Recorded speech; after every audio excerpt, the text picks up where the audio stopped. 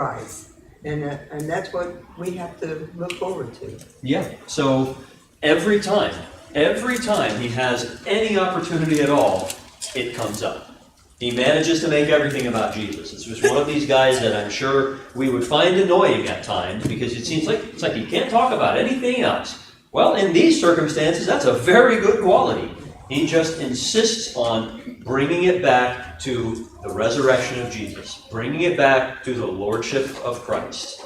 Every opportunity. Okay, so up until now, he has been before a mob of his own people. He's been before the council. There have been Roman observers, of course, but now in chapter 24, he is going to be examined by a Roman governor. So let's get started.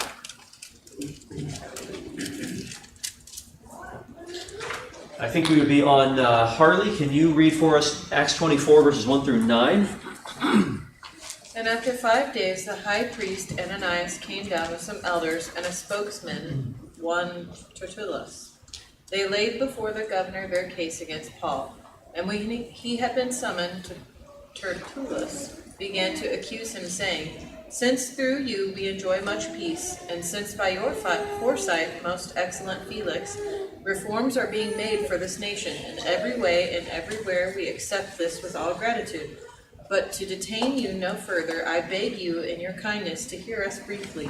For we have found this man a plague, one who stirs up riots among all the Jews throughout the world, and is a ringleader of the sect of the Nazarenes.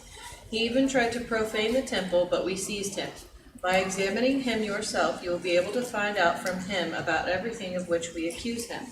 Then the Jews also joined in the charge, affirming that all these things were so. Thank you.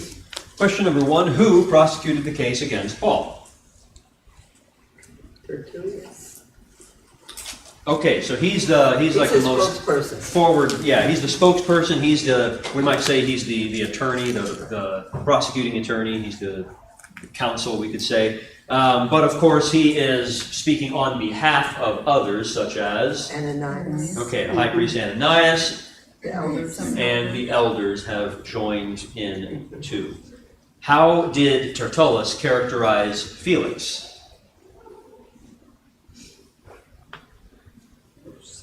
Gary? Sorry. No, go ahead. Go ahead. Most excellent. Okay, so he calls him most excellent. Now it seems to be just sort of a, almost like a, your majesty, that sort of an honorific, and that's the way that he addressed him in his long-winded opening. How else does he characterize him? Gary? You've done so much for us and taken care of us, and we really enjoy all that. And, we were going to go with our laws to prosecute, but we want to allow you to use your laws to prosecute Paul. And we thank you so very much for all that you've done for us. Yeah, it feels kind of oily, doesn't it? Now, in fairness, this was kind of standard practice. Flattery, it's what is expected in forensic oratory in this time, in this culture. But he does characterize Felix. It's not that he just says, "You are so wonderful and we just adore you, and I'm so glad that you are going to be the one judging our case because, well, you're just so great." He gives a little bit more detail. Carrie, you said something to the effect, I can't remember exactly what it was though, but that we've really appreciated what you have done for our people, something like that, right? So he characterizes him as a peacemaker, sort of a reformer in a good way, a friend of the Jews, yeah. So this is all like, obviously we're together, you and me, we're on one side, and that guy, he's totally against us because we're buddy-buddy. That's what he's trying to do, get the judge on side with him. Number 2, what did the attorney request from Felix? To hear them out. Okay, just listen to what is going to be a brief making of the case. And how did he characterize Paul? As a ringleader, who was like a terrorist, with the sect of the Nazarenes, so those that come out of Nazareth, which is the Jews who are professing, those who are professing Christ, so they've been known to have mobs and things like that, that's why he's trying to, there's no evidence to any of this stuff that he's talking about, he's just throwing out these accusations. Yeah, as you know, even in our court system, there's no burden to present evidence for, opening arguments and for closing arguments. You basically just get to say whatever you want, and nobody gets to horn in on that. So that's what's happening here as well. Tim, you mentioned that he is a ringleader. He's almost basically a terrorist, we could say. There are a couple of, I guess there's one word in particular that he used that I think we should pull out. Well, he said he was a creator of dissension. Okay. So I was looking at that like, well, that's really true. The truth, when he's speaking the truth, it's causing dissension between those who believe that Christ is the Messiah and those that don't. So it's kind of a compliment in a way to Paul. Yeah. And we're going to come back to that point, but there's one word in particular that I think we still need to hit. Harley? He's a plague. A plague. Mine says Yeah. pest. Pest, okay, this is just from the very first thing that he has to say about Paul. It's just, we have found this man a pest. Oh, real Okay. Now, to continue on the line that Tim was going, so right after that, you have someone who creates dissensions, is that right? Yeah. Okay, the ESV has one who stirs up riots. I didn't go back and look at the Greek, but one way or another, we're talking about somebody who is stoking division of a more than cordial type, like getting people riled up against each other. Now, Tim, you said this is sort of kind of true. Why is that? How is there any evidence for this sort of thing happening? Nancy? Well, because when he's preaching the gospel, he's telling them about Christ, which and teaching Christ's law, and that we're not under Moses' law anymore. So they're like, oh no. So they're really getting riled up, thinking he's just way out there. Okay, so to some extent, it's like they're saying he stirs up division because he says things and we don't like it, and so we are on one side and he's on the other. There's your division. That's fair, but there's a little bit more to it than that. Carrie? Well, when he comes in, he's Jewish, so he goes into the synagogues, and that's where he's presenting this information. And so the leaders in the synagogue don't want to hear about Christ and his resurrection. At least some of them, yeah. Now, what would happen, and I went through and listed the chapters, so if you're taking notes, it'd be a good idea to jot them down, but Acts chapter 13, he went to the synagogue and he preached that the Messiah has come, and some of the Jews rejected it and some of the Jews accepted it, and it turns into a bit of a fight. In Acts chapter 14, the same thing happens. In Acts chapter 17, actually twice, it happens in Thessalonica, and then they follow him to Berea and continue chasing him away from the Jews there. In chapter 18, I guess it's in Corinth, there's a sort of a division within the synagogue, and when Paul goes, off on his own, some of those Jews follow him as now Christians, and they end up, bringing him before the Roman governor there, much like has happened here with Felix, and making up some charges against him. In chapter 21, just very recently, of course, we could say that Paul showed up in town, he went into the temple, and suddenly we had a riot on our hands, or at least the beginnings of a riot. But it does really all kind of boil down to what Nancy was getting at the very beginning. It's like they're saying, he must be really terrible, just look at how much we hate him. Hang on now. That's not all that reasonable, is it? You have to give a reason for hating him beyond, it's just a fact of the matter. We hate him, so do something about it. Well, if they had said we plotted to kill him multiple times, that would have been enough, right? Yeah, and it would be like if they told Felix, this guy is so bad that we've got some people who are plotting assassination attempts, on someone who is in the custody of the Romans, and a Roman citizen at that. That's just awful. Look what he's doing. But you're the ones who are doing that. You're the problem, not him. Okay. Obviously, they don't particularly care about that. They're not concerned in the least by this hypocrisy. And this ringleader of the Nazarene, that's the claim, but they don't get it. That's the claim, but they don't get it. They think that, well, we've got like the Pharisees and we've got the Sadducees. Of course, those are like the legitimate ones. And then, you know, there's the Essenes, that small number of crackpots out there. You've got the Zealots who are like super, you know, extremist terrorists and all. It's a good thing we don't have too many of those. There's a few other assorted. There's the Herodians, for example, who are, you know, sort of in with the governing class, and particularly that Herodian family. And now we've got the Nazarenes who are, you know, they've got their own false messiah or whatever. That's how they're looking at it. Like it's just another division among the Jews. Okay. By the way, that's going to continue to be a problem even for the Romans for the next few decades.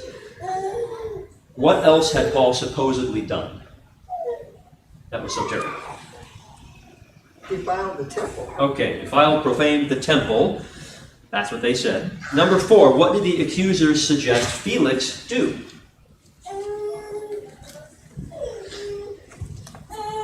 Jen? Examine all the accusations himself to see that, you know, if they're true. Okay. Or to see that Examine they are them how? What's that? Or to see that they are true. Okay. According to them. So you're saying, go ahead and confirm it. We don't have anything to hide. But what's the method by which they ought to examine and find that these are all true? Tim? He ordered some of his accusers to come before him and tell their side of the story, and you either believe them or you don't. Well, but they also said in verse 18, by examining him yourself, you will be able to find. It might be that him is added there in the ESV, and that they're taking some license there. The examining that they mean is examining him.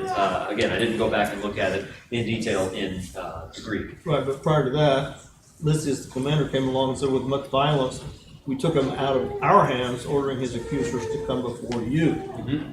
So, these are the accusers he's just heard. So you listen to these things yourself, and you examine him by what you have heard. What else do you have to hear other than what he's going to tell you? Yeah.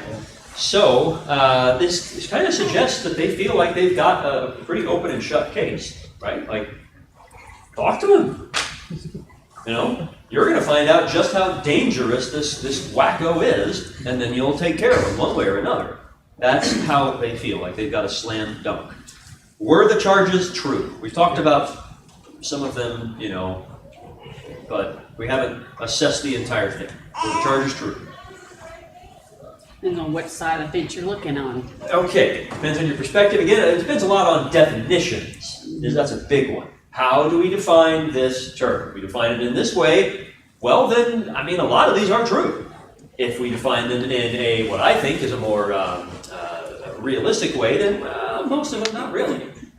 Especially the profaning the temple. He had not done that. It doesn't matter how you define or it doesn't matter your perspective on that. You're either right or you're wrong, okay? He didn't do anything to profane the temple. He didn't bring a Gentile in there like they say. He didn't go in there, you know, in an unclean state himself. He did comply with the law of Moses as far as the temple was concerned.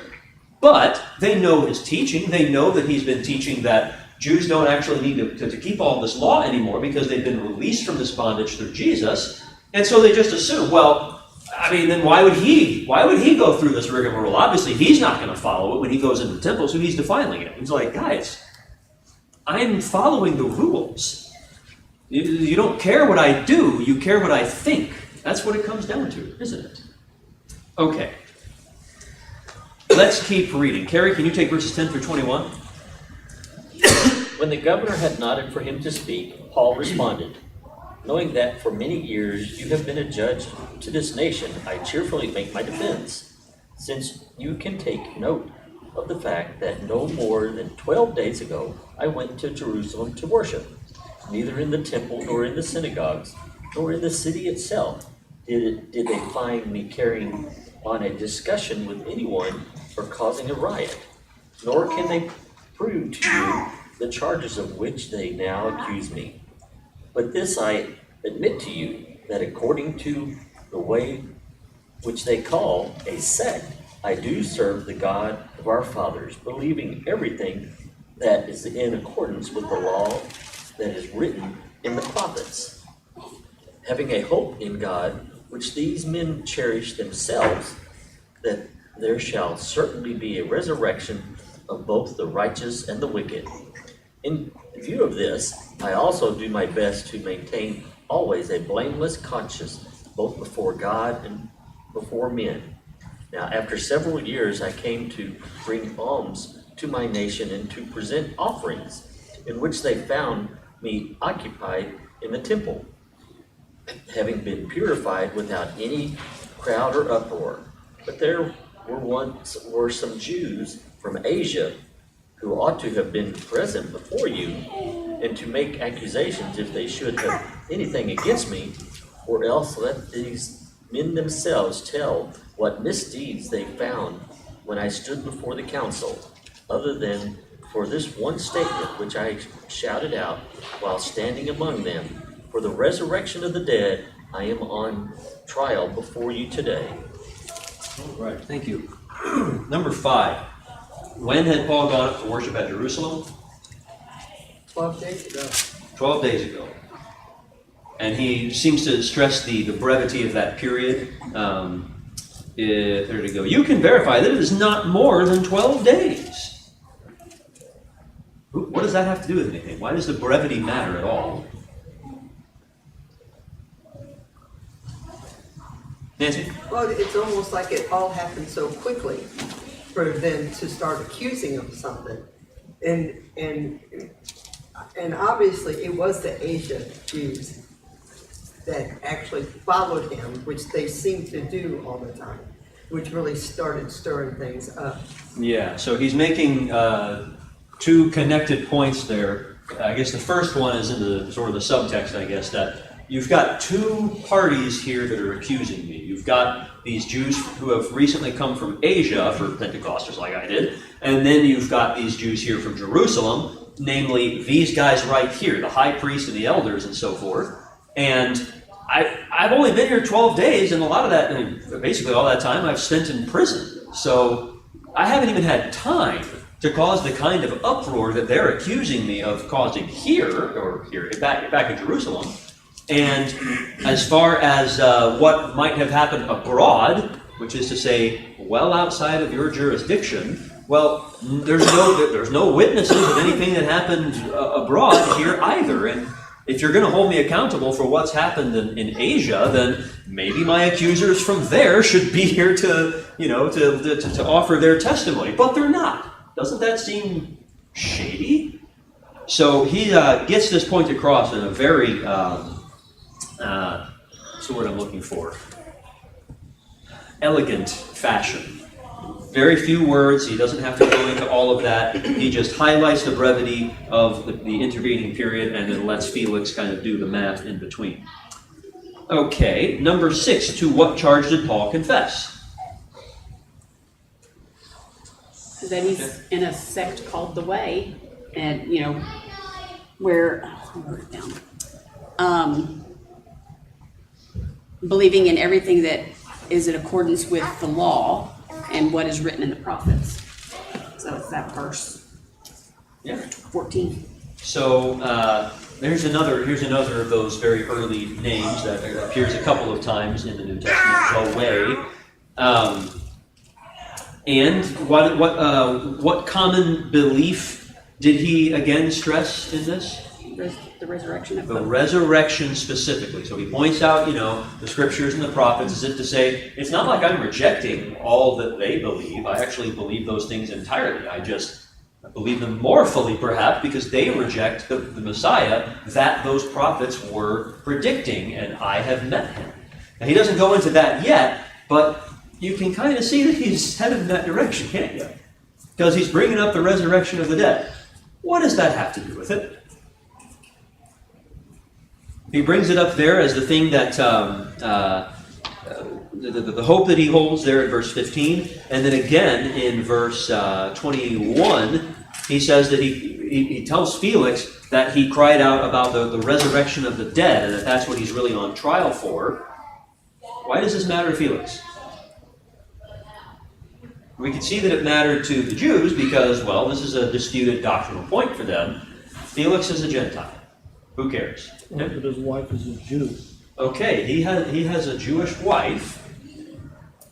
So what does that mean? So he understands about the way. He's heard about it through, even from outside his wife. He knows what's going on in his. Okay, so first of all, this means that he is a little bit closer to the situation than we might have otherwise thought, but there's kind of another shoe here.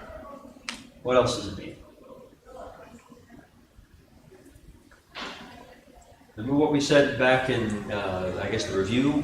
What has Paul deliberately pursued at every opportunity, whether it seemed to make any sense or not at the time? Preach the gospel. Preaching the gospel. Preach the gospel. Knowing that Felix has a Jewish wife and is fairly well versed with the whole, the sect that's called the Way, or the Nazarenes, the Christians, what's Paul doing? He's setting him up for a talk. He's setting up another sermon. That's what he's trying to do. He's trying to preach the gospel to Felix as well. It's like, yeah, he knows he's on trial probably for his life, but we got to talk about Jesus again. He doesn't go about it the same way, does he? Because he's got a different audience, but you can see that's where he's headed. Okay, number 7. What had Paul brought to his nation? Nancy? Alms and offerings. Okay. He was bringing for the Jews because they were in need, and he was bringing them alms to help them out. For As, which Jews? The Christians. The Christians, of course. That's what Paul has talked about. We read about it in 2 Corinthians at some length. We read about it in Romans at some length. And now we've read about it in Acts, how he was bringing this money. He's so insistent on fulfilling this duty. He gets there to bring them this money. And he could have said, I brought these alms for, my fellow believers in Christ. But he doesn't say it that way. He just says for the nation, which is tactful. On his part, I suppose. It helps to stress that he has not abandoned his Jewishness. What objection did Paul raise about, I guess we covered this. He objects to the fact that some of his accusers, the ones that they're relying on for testimony from Asia, they're not even here to speak. So how seriously can we take those? Okay, all of that taken care of. Anyone have comments or questions before we read the last bit? All right, Dan, can you take verses 22 through 27? Felix, having a rather accurate knowledge of the way, put them off, saying, "When Lysias the tribune comes down, I will decide your fate." And he gave orders to the centurion that he should be kept in custody but have liberty, and that none of his friends should be prevented from attending to his needs. After some days, Felix came with his wife Drusilla, who was Jewish, and he sent for Paul and heard him speak about faith in Christ Jesus. As he reasoned about righteousness and self-control and coming judgment, Felix was alarmed and said, "Go away for the present. When I get an opportunity, I will summon you." At the same time, he hoped that money would be given to him by Paul, so he sent for him often and conversed with him. When 2 years had elapsed, Felix was succeeded by Porcius Festus, and desiring to do the Jews a favor, Felix left Paul in prison. Thank you. Number 8. Why did Felix delay making a decision in Paul's case?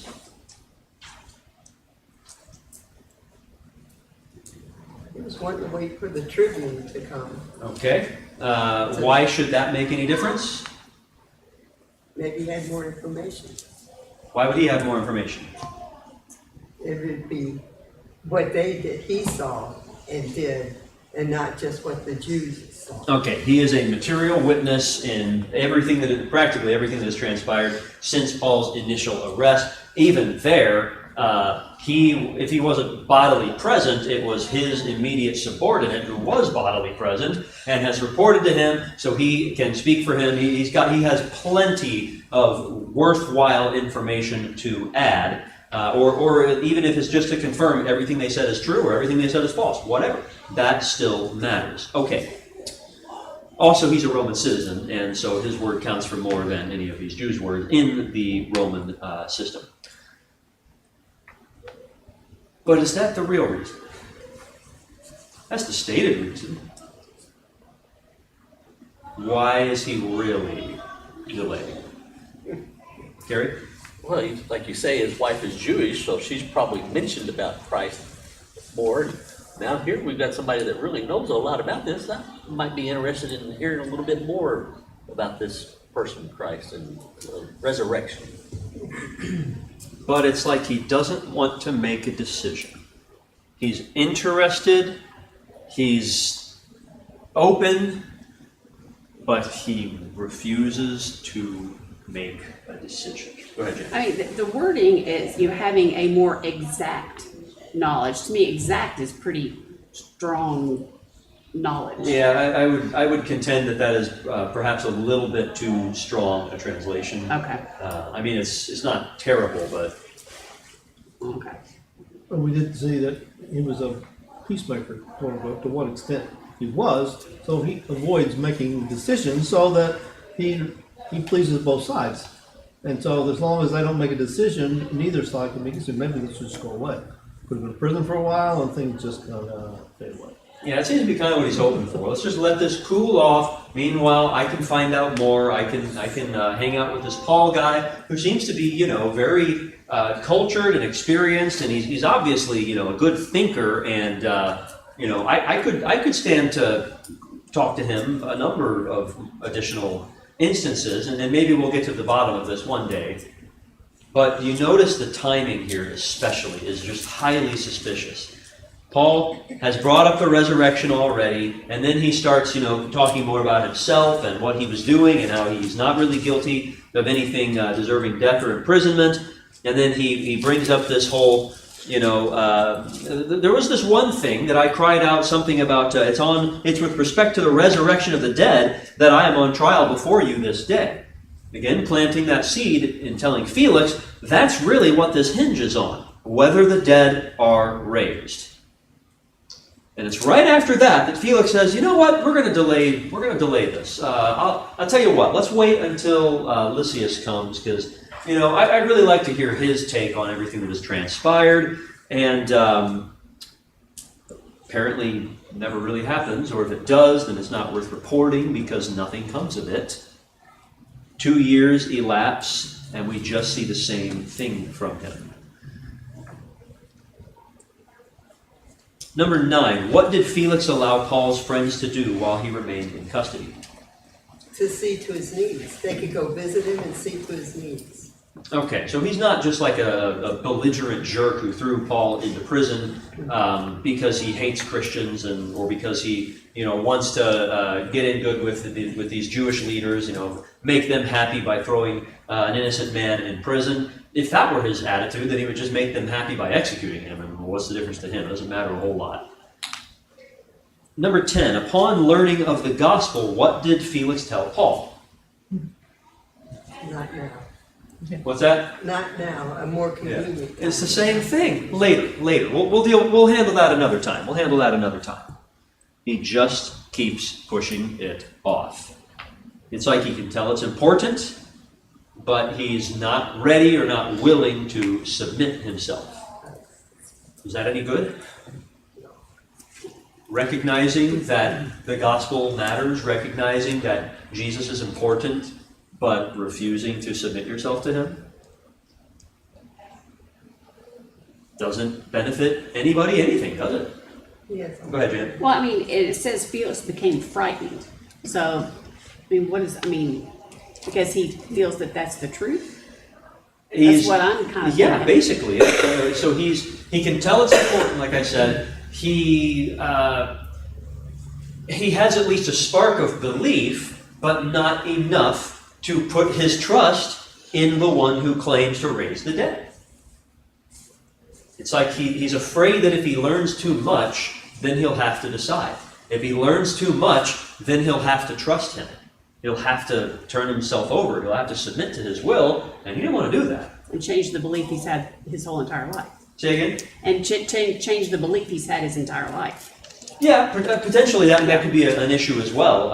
I think that happens today, I too. don't know that he's a particularly principled man in his Wow. paganism, but yeah, that can certainly be a factor. Not wanting to, not wanting to go against what everybody around you believes and what you're used to, that sort of thing. Okay, number 11. What was Felix hoping? Money would exchange him. Yeah, so on top of everything else, it's like we've been painting Felix up as this, the sort of, this essentially, a decent guy who just, he won't take that leap of faith. He's not really that decent a guy, though, is he? Throughout all of this, he's also just hoping to be bribed into giving a favorable judgment. Why would he think that was possible? Well, I've been done before. Oh yeah, it's standard.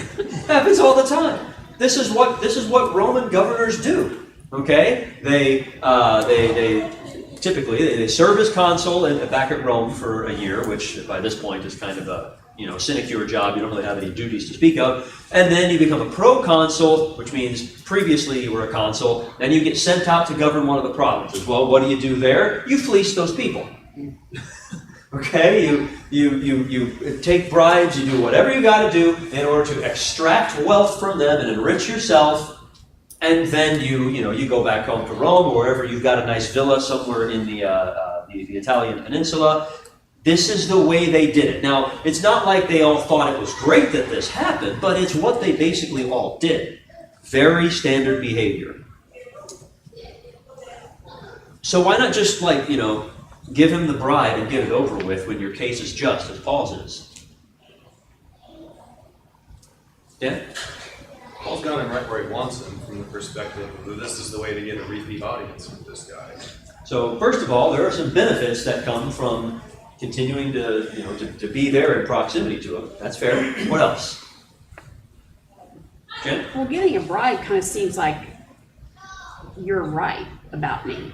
So I want you to change your mind and, So there's at least a possible insinuation that I deserve the punishment, right, but I'm paying you to get out of it. That's true. What else? Gary? Was that money he has there supposed to be going to the Christians in Jerusalem? Okay, well, and presumably that has already happened, so it's not like he's just loaded. But you would think that he could, call up friends and brothers and have them pull together some money and then pay this guy off. Nancy?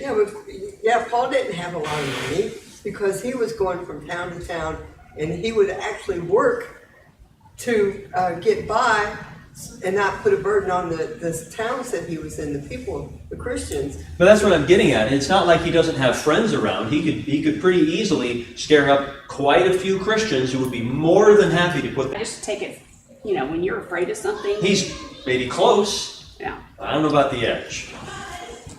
Why not do it?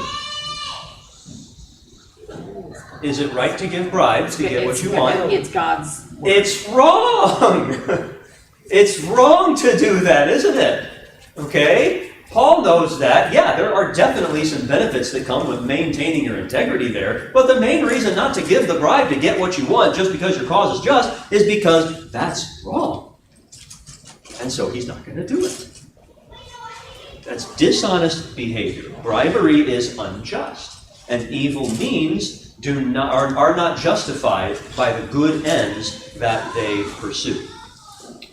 Number 12, how long was Paul held before Felix was replaced in his office? 2 years. 2 years. When this stuff happens, I don't know, maybe I sound like a broken record. I'm sure I've said this a number of times before in other contexts, but I always want to stress it, that we read over that, and it's 2 syllables, it takes us half a second. It was 2 years. Think about everything that has transpired in your life over the past 2 years, and then imagine that instead you were sitting in a cell and occasionally being trotted out to try again to preach the gospel to this guy who just won't take the plunge. That's Paul's situation. He has not been stuck like this before. 2 years transpired. All right, we got a couple of minutes left.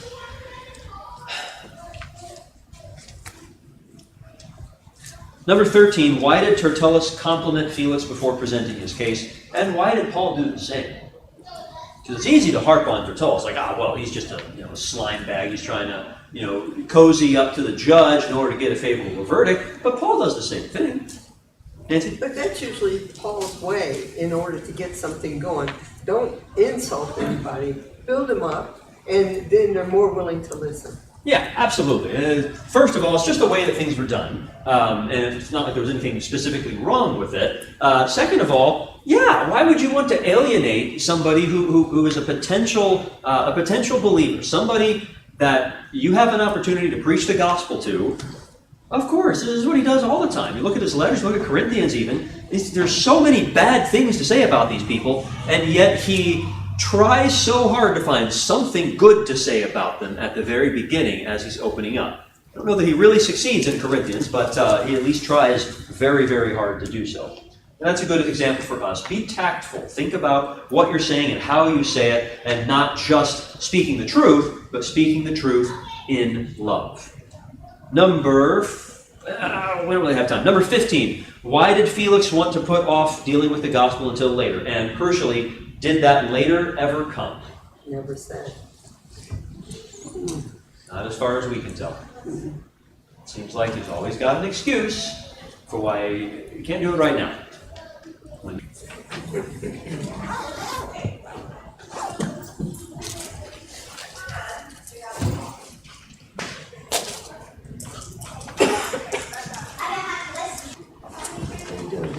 Getting over my garbage.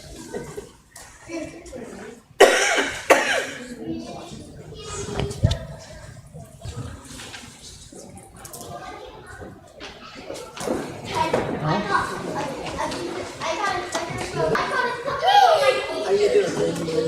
I'm good. Good. How you doing? I'm doing good. Had the crud last week. Much better now.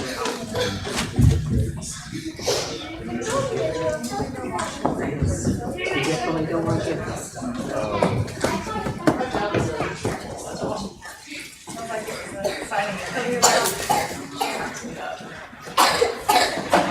Clearly, I didn't look at it before we got out of the car.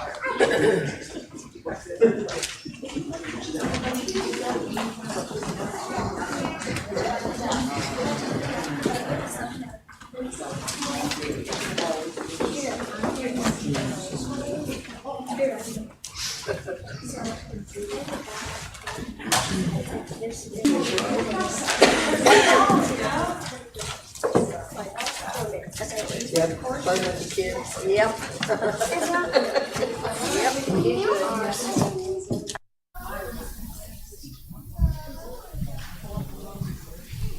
Song tonight before Dan's invitation is number 71. If you'd like to go ahead and mark in your songbooks, the invitation song will be number 810, Almost Persuaded. It seemed in the adult class to sing 810, Almost Persuaded.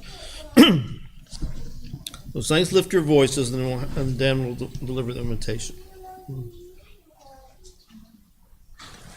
Upward the calling, brighter the light, soaring like eagles on wings of flight. Have you not known him? Have you not heard?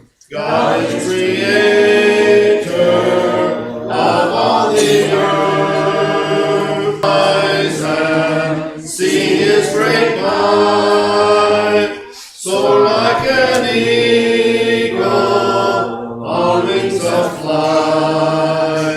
Saints, lift your voices, the darker days. Lift up your spirit, sing out his praise. Upward the calling, brighter the light, soaring like eagles on wings of flight. Some will grow weary, in the pursuit.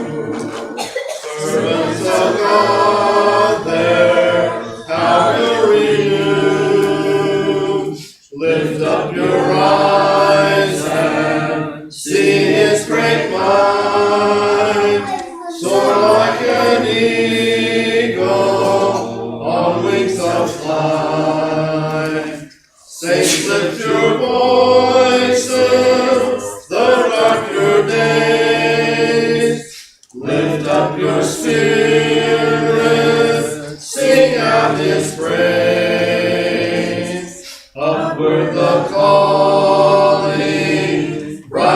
the light, soar like an eagle on wings of flight.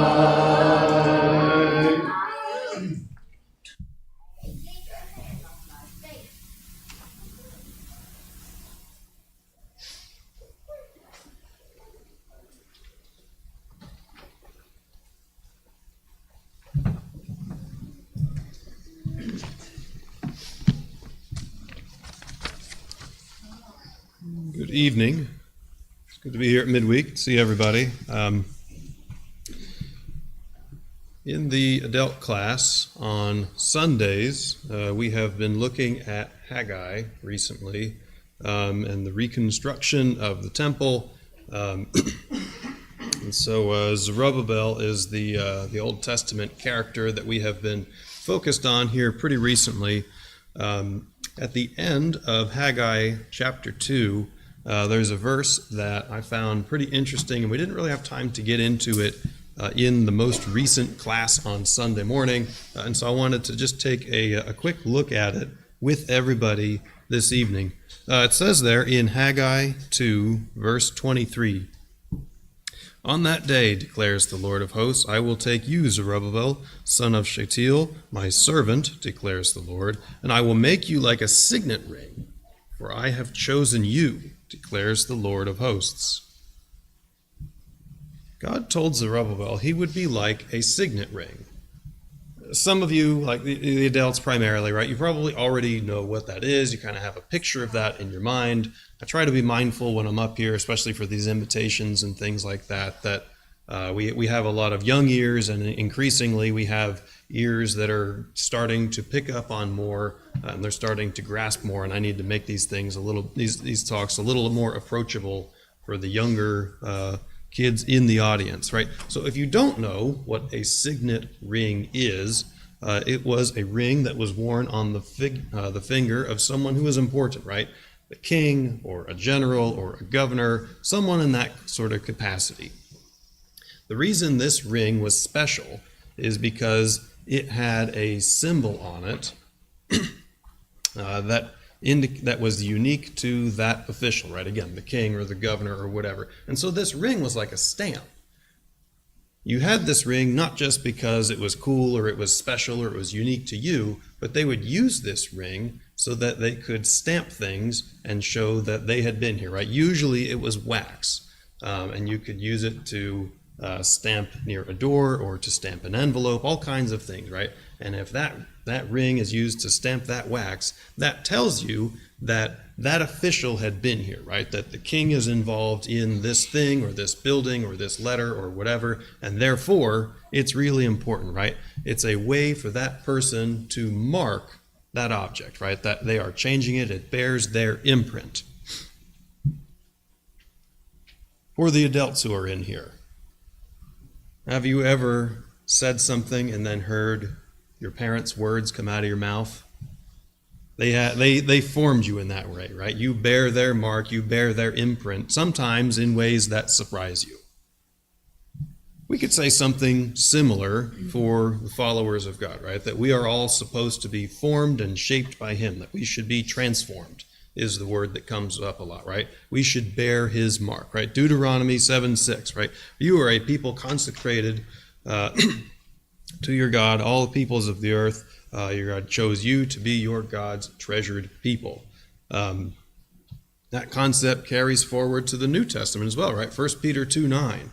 You are a chosen people, a royal priesthood, a holy nation, a people for God's own possession, so that you might proclaim the excellencies of Him who has called you out of darkness and into His marvelous light. Both Deuteronomy 14:2 and Titus 2:14 call God's people peculiar, right? That we should be distinct from all of those who are found around us. Zerubbabel, that we were reading about here, the guy who was going to be like that signet ring, he would not just be distinct or peculiar. He would not just bear the image of God. He was going to be a tool of God, right? He was going to be used to actually make that mark on the world around him. People were going to see him, and they were going to know that the Lord was involved. And so that's a pretty tall task, right? That's a big job. That's important, right? Hearing that, that should have built him up, right? He's going to take that very seriously. And so that poses some good questions for all of us to ask ourselves, right? We all, every one of us, has an impact on the world around us, every day, intentionally or not. Are we shaping the world in God's image? Are we leaving that in our wake? Are we having that effect on our coworkers, neighbors, friends, family, children, grandchildren? Are we his hands, right? Do people see God in us? Ultimately is the question. Matthew 5:14 through 16. You are the light of the world. A town built on a hill cannot be hidden. Neither do people light a lamp and put it under a bowl. Instead, they put it on its stand, and it gives light to everyone in the house. In the same way, let your light shine before others, that they may see your good deeds and glorify your Father in heaven. Zerubbabel was not just going to bear the image of his heavenly king, right? He was given a big royal job. He was going to be the signet ring for the king. You and I have an even bigger job to do, because you and I are not just going to be tools for the king. We are not just going to leave his image in the places where we go. We're not just tools of the king. We are sons of the king. We are daughters of the king. Which will the king treasure more, his signet ring or his own children? Of course it's the children, right? The children are his legacy. They are the way he makes his mark, not just on the present, but also well into the future. Take a look with me, Romans 8, verse 14. For all who are being led by the Spirit of God, these are sons of God. Skip down to verse 17. And if children, heirs also, heirs of God and fellow heirs with Christ, if indeed we suffer with him, so that we may also be glorified with him. We need to share in that glory that was referenced there. It's promised, but we have a much bigger job than the one that was tasked even to Zerubbabel. And it's not always easy to be a son or a daughter of someone who's very prominent. Never mind to be a son or a daughter of the king, right? It means you are going to be inherently different from those around you. More is going to be expected of you, right? We had referenced Titus 2:14 earlier. We could also read 2 Peter 3:21 through 22. Corresponding to that, baptism now saves you, not the removal of dirt from the flesh, but an appeal to God for a good conscience through the resurrection of Jesus Christ, who is at the right hand of God, having gone into heaven after angels and authorities and powers had been subjected to him. That's the final question. Are you living subject to him? It's something that we all need to consider. It's something that we need to be able to say yes to. Not just like we talked about in class tonight, where we were aware that he was out there, or that we recognized that he was important, but rather, are we truly subjecting ourselves to him? Are we willing to make that change in our life? If you haven't, then it's something that you really need to consider for the reasons we just read there. That it ultimately, baptism is not just there for physical cleanliness, but that is what enables access to resurrection itself. If that is something that you have done in the past, then the same question is still relevant. Are we still living up to it? Is it a standard that we are still trying to aspire to, now removed from that act? It's something that we need to continue to do as we go forward. I don't know exactly what's on your mind this evening, but I hope that I have impressed upon you a few things, right? The importance of this task that's in front of us, the great honor that has been given to all of us as sons and daughters of the King, and exactly how special that is. And so keep those things in mind, please, as we all stand and as we sing.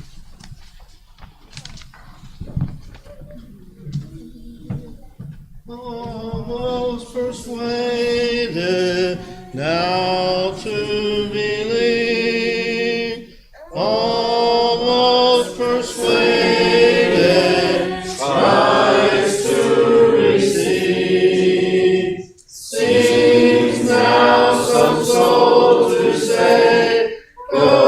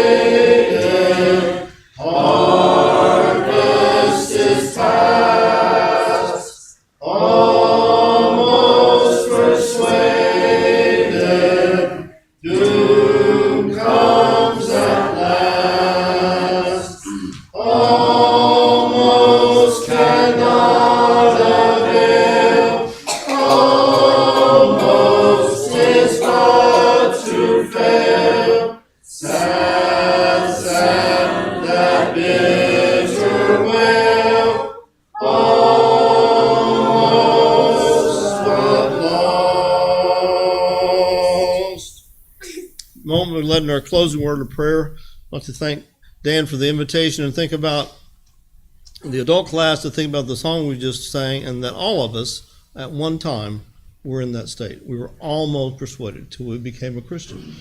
And then having become a Christian now, according to Dan's invitation, we can be different, and we should be different. And we should think about that, each day of our lives, that we are an example of what Christ should be, and that's what we should be doing each day of our lives. Saturday night, we fall back an hour. So if you don't fall back, you're going to be here too early Sunday morning. We want to remember Courtney, recovering from her leg surgery. And if the men can come up here afterwards, we'll have just a real short discussion, a little short meeting real quick. I'm sure there's other things, Jade, you're expecting. You know that, right? We're praying for you. We're praying for Devin. Continue to pray for Devin. Dan? Yeah, Fletcher was not here, not feeling well. He was not here this evening. It's Southside has their meeting. 3-day starts this runs over this weekend, I should say, and then Northwest comes up right after. Right. Southside Friday through Sunday, Northwest Sunday through the next Friday. So those are going on as well.